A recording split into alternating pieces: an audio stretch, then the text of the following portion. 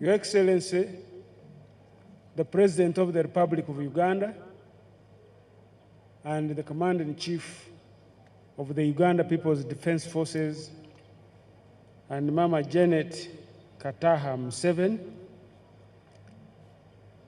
the Vice President of the Republic of Uganda,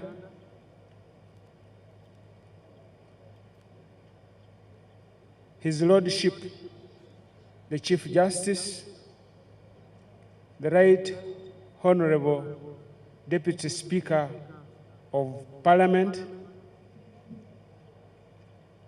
distinguished ladies and gentlemen, Your Excellency, allow me to ride on the protocol already being used by the former speakers and say all protocol observed.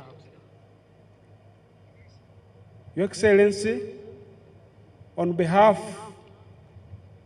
of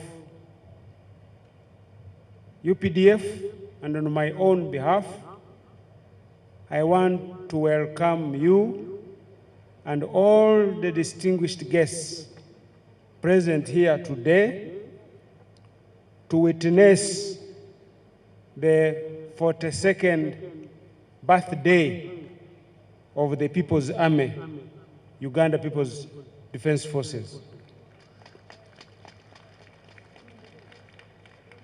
I therefore want to congratulate you, Your Excellency,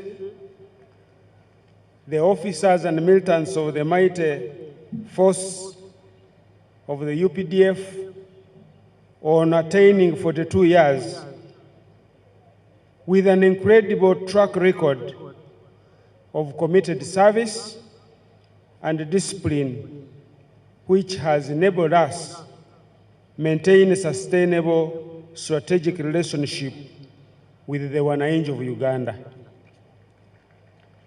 not only in our mother country, but also in the region, on the continent. You heard that we had one of our Yuga bags in Liberia, and even globally, we are appreciated.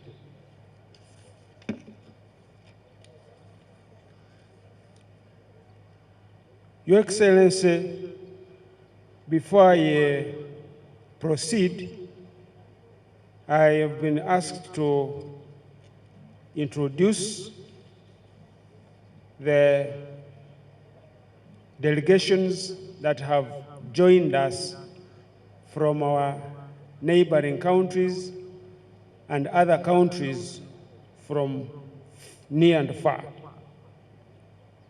First on the list, I have General Mwapanya. He's the Chief of Defense Forces of the South African National Defense Forces. He has a big delegation of about 15 people, and among them is the Chief Defense Intelligence, who is a Lieutenant General and a lady, Makakato, those names. General Hiongwa, Major General Mushigo, Brigadier Ben Sizan, Brigadier Daua, Brigadier General Mulauli, Colonel Mugonyak, Colonel Zorlani Mbaken, Lieutenant Colonel Anna, Major Motor Ernest, Major P.Z. Hammonds, Major K.M. Foba, and Molopo, the Defense Internal Affairs.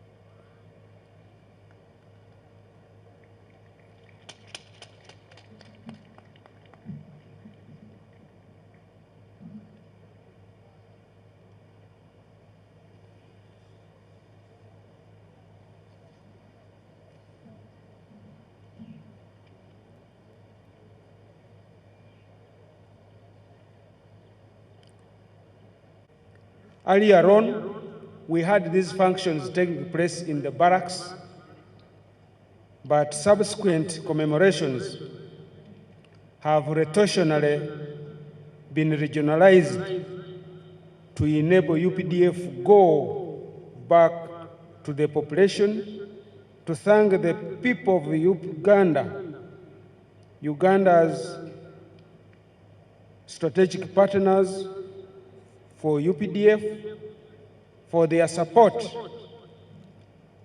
to get us where we have reached. And this is one way of expressing our solidarity with the people. There is a Runyangole saying here that entasima tezumurwa. So UPDF comes back to express the solidarity with our people by symbolically giving back to the population what the CPC enumerated here. And this is also to reaffirm the strategic link between us and the population. We reaffirm that this still exists. On days like this, Your Excellency,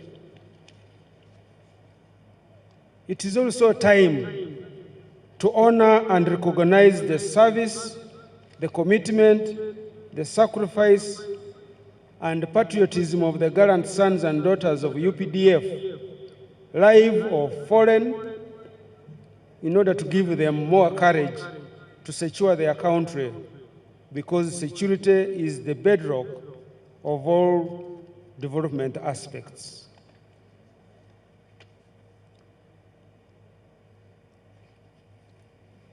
Your Excellency, we chose Mbarara region for this year's Tarehe Sita celebration because of the need to trace and link the current peace, security, and stability, complete the Fronasa circuit from the Elgon to Greater Mbarara, and connecting through Tanzania to Mozambique, where the anti-Amin struggles were coordinated from.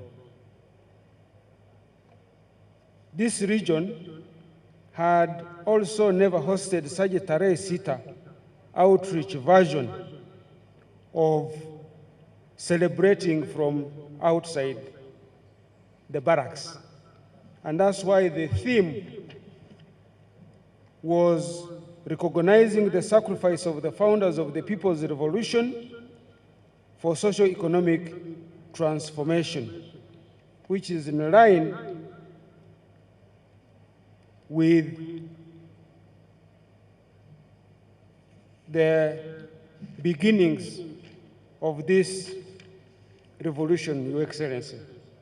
As you will note, that areas like Kazo and Kiruhura is where the useful Yoweri Kaguta Museveni hails from, and where he started the struggle to mobilize peasants towards progressive and better standards of living.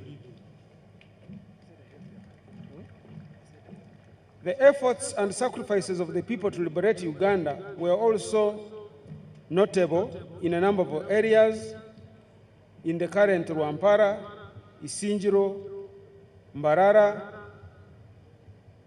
Equally, Makenge Barracks also remains with prominence as a center of the people's struggle, because it was overrun several occasions during the failed attack of 1972, in the 1978-79 war by the Fronasa and the TPDF, and in 1985, encirclement by the NRA and its eventual capture. That's why the CPC mentioned that we have to raise a monument there in remembrance of its role in the liberation struggles of Uganda. The CPC enumerated a number of areas which I wouldn't like to repeat here, where the Defense Forces Week activities focused. Probably what he didn't mention was that we also had home visits or checks on the families of the foreign comrades who participated especially in the Fronasa. And we were able to visit 20 of those homes during this Defense Forces Week. These engagements, Your Excellency, are and have always attested that the UPDF is and will always be a pro-people's army, remain disciplined and productive. Your Excellency, in the recent publications, UPDF has been ranked as the most trusted public institution in Uganda.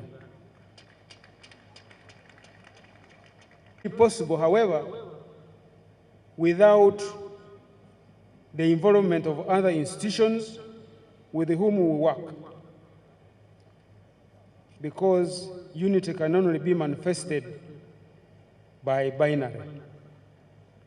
We therefore salute those who have paid the ultimate price for the cause and freedom we now enjoy. We should always respect the contribution of those who have created the environment that we are enjoying now. We build on these sacrifices, therefore, to continue professionalizing the army to make it fit for purpose.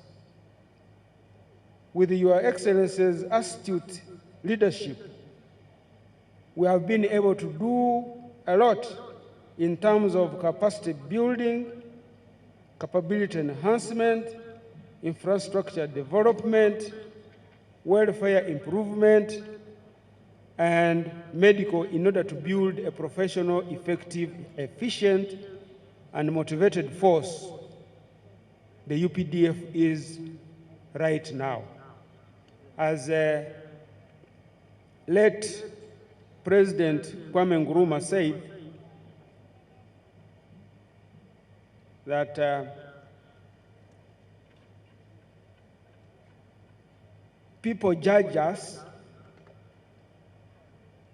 by the heights we have so far achieved, but they would do well if they remembered the depths from which we started. Your Excellency, you have nurtured this force from scrap to now the mighty UPDF. And that's why we have effectively been able to deliver on our constitutional mandate. We have effectively defended and protected the sovereignty and territorial integrity of Uganda. We have continued to cooperate with the civilian authorities in emergency situations and natural disasters. Those who saw us in hospitals during the Ebola, during the COVID, when we were chasing locusts in eastern Uganda there, when we were saving victims of floods and landslides in Bududa and Kasese, can attest to this. We have fostered harmony and understanding between the defense forces and the civilians, and now we are engaged in productive activities for national development through NEC, Engineers Brigade, and the chieftainess of production and welfare. Right now, we have an acreage of about 10,000 acres growing maize,